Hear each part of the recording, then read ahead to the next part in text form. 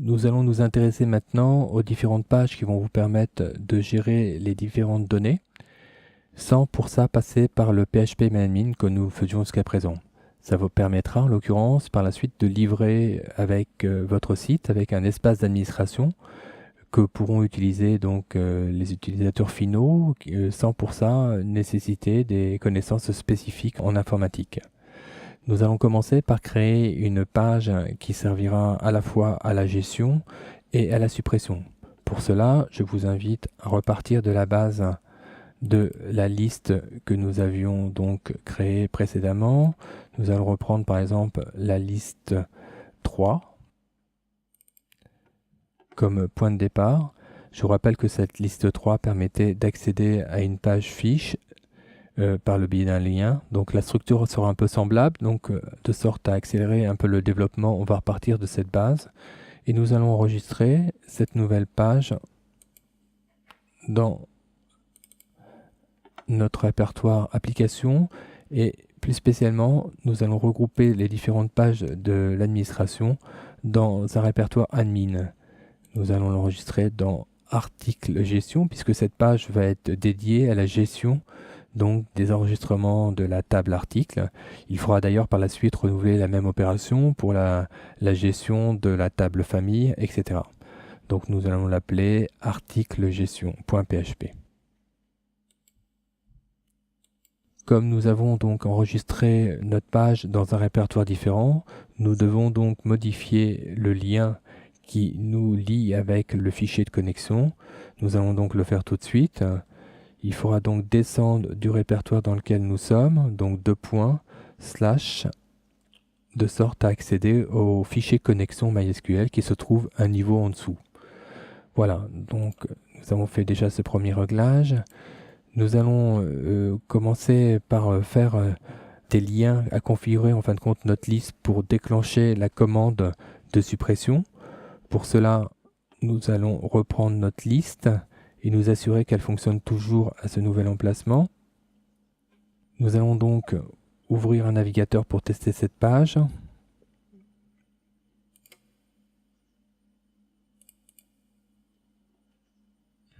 Nous sommes maintenant dans le répertoire admin, nous allons ouvrir le répertoire admin et nous allons cliquer donc sur notre page article gestion pour nous assurer donc que la structure de liste des éléments de la table article fonctionne correctement. Revenons maintenant dans notre éditeur afin de modifier la structure de notre tableau. Nous allons donc conserver la référence qui nous permettra de voir quel est l'article que nous désirons donc manipuler. Nous allons ajouter une nouvelle colonne, nous allons modifier donc la colonne prix, nous allons marquer modif pour une future utilisation. Ça nous permettra par la suite de sélectionner en fin de compte l'article en question pour le modifier. Et donc dans la troisième colonne, nous allons ajouter sup de sorte à créer un lien qui permettra de supprimer l'article qui correspond. Voilà, donc une fois que nous avons mis à jour déjà ces têtes de colonne, il faut maintenant vérifier que les différentes lignes générées dynamiquement sont configurées en rapport.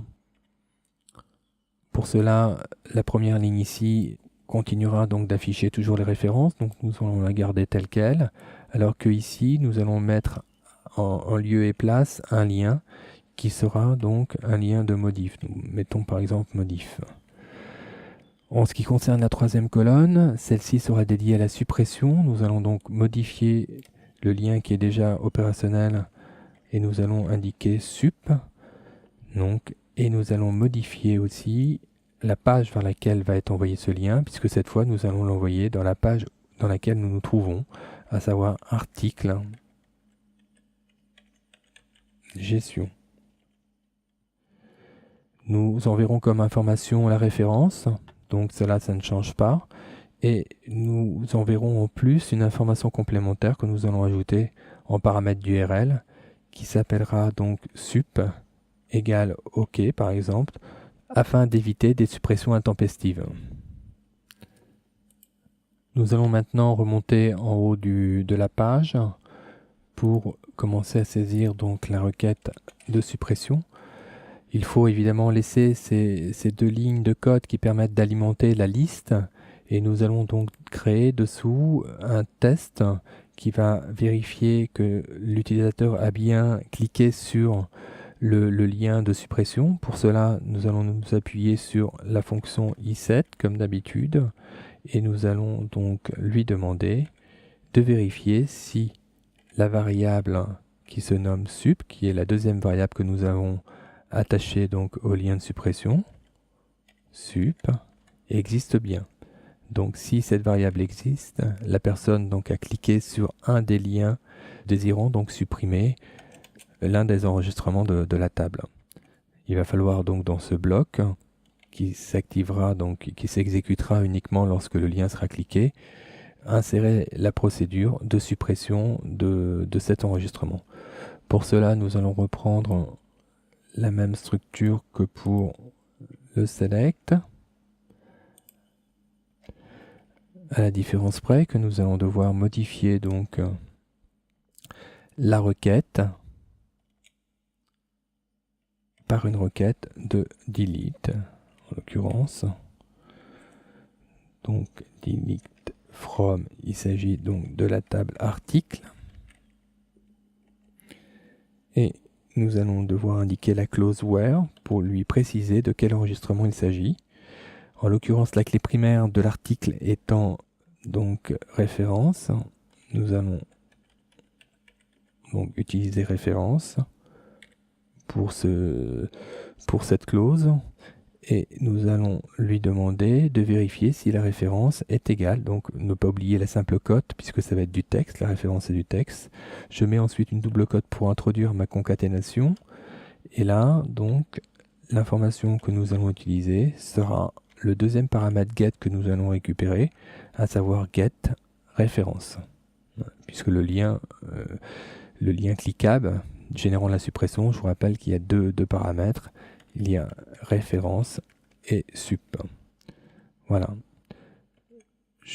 Deuxième point pour la concaténation, double cote pour terminer cette concaténation et ne pas oublier la simple cote pour que le texte qui va se substituer à cette variable puisse être interprété par le SQL. Sinon, vous allez avoir des erreurs d'interprétation.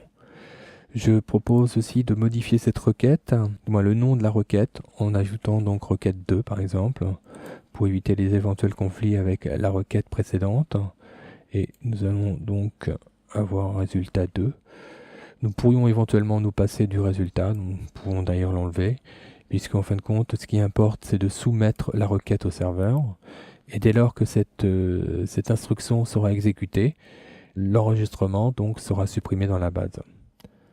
Avant d'enregistrer notre fichier, je vous propose de déplacer la requête qui correspond donc à la liste de notre tableau. Nous allons donc la copier et la mettre en dessous de la précédente. Nous allons d'ailleurs la commenter pour que ce soit plus lisible par la suite. Donc là, ça va être la requête, donc notre requête de liste. Et nous allons commenter au-dessus comme information. Donc ça, ce sera la requête de suppression. Alors pourquoi avoir déplacé cette requête et l'avoir placée ici? Simplement, si nous restions comme nous l'avons fait initialement, lorsque la suppression va être opérée, elle ne va pas s'actualiser tout de suite dans la page. Il est donc préférable que la requête qui va chercher le résultat donc dans la table se fasse après la suppression pour qu'on voit de suite que l'information sur laquelle nous avons cliqué a été supprimée. Donc je vais pouvoir maintenant donc sauvegarder cette page et passer dans le navigateur pour la tester. Une fois dans le navigateur, donc je vais par exemple supprimer le dernier produit. Au passage, si vous désirez donc éviter de supprimer un produit, il serait judicieux de faire la sauvegarde de votre base avant. Je peux éventuellement vous rappeler la démarche rapidement. Donc il faut donc vous mettre sur PFE manadmin. Vous cliquez donc sur la base de données à gauche pour vous retrouver sur la page d'accueil de votre base de données et il faut cliquer donc sur exporter, cocher l'option drop table, voilà, et ensuite le fichier transmettre. Je vous invite par exemple à indiquer que cette base, contrairement à la précédente que vous avez dû sauvegarder, contient une photo. Ça vous permettra donc d'éviter d'écraser votre fichier que nous avons réalisé précédemment et de disposer d'une sauvegarde avec la photo, puisque nous avions réalisé une première sauvegarde alors que nous n'avions pas modifié la structure de la base. Voilà, revenons maintenant dans notre navigateur. Nous allons faire un test pour vérifier la suppression. Nous allons cliquer donc sur ce lien. Nous voyons qu'a priori ça ne fonctionne pas. Regardons d'où vient le problème. Le lien a priori n'est pas trouvé. Vous voyez qu'ici, là, nous appelons article gestion et qu'il n'y a pas d'extension. Donc nous allons dépanner cela en venant donc dans notre éditeur. Recherchons le lien. Vous voyez, le problème vient d'ici. Nous avons oublié de mettre l'extension .php. Nous allons remédier à cela, enregistrer la page, revenir dans l'éditeur de nouveau, voilà, et recommencer notre test pour la suppression. Nous allons cette fois actualiser la page, vérifier en bas de la page que le fichier comporte bien donc ici une extension .php et nous allons cliquer donc cette fois sur la suppression de l'ampli et vous voyez que l'ampli donc se supprime instantanément de la base. Si vous voulez donc restaurer maintenant votre base initiale pour récupérer donc l'ampli que nous avons supprimé, il suffit de faire donc importer et de parcourir votre disque dur pour retrouver le fichier d'import que nous avons fait précédemment, d'exécuter celui-ci et nous devrions retrouver cette fois les différents articles que nous avions au préalable. Nous allons maintenant revenir dans notre éditeur de texte de sorte à préparer un lien qui nous permettra d'accéder au fichier à la page d'ajout d'un nouvel enregistrement. Donc je vous propose de mettre par exemple ce lien ici juste en haut de la page, donc à href. Ce fichier nous allons l'appeler donc article. Nous allons précéder d'article toutes les pages qui gèrent la table article. Nous allons l'appeler donc ajout puisqu'il sera destiné à ajouter donc des enregistrements PHP et nous allons donc mettre comme étiquette pour ce lien ajout d'un article. Voilà. Terminons le lien hypertexte. Nous pouvons nous assurer de la présence de ce lien en rebasculant dans le navigateur. Si nous actualisons, nous avons maintenant un lien ajout d'un article qui est présent donc en haut de cette page et qui, comme vous pouvez le voir en bas du navigateur, donc cible la page article ajout.php que nous allons réaliser dans la leçon suivante.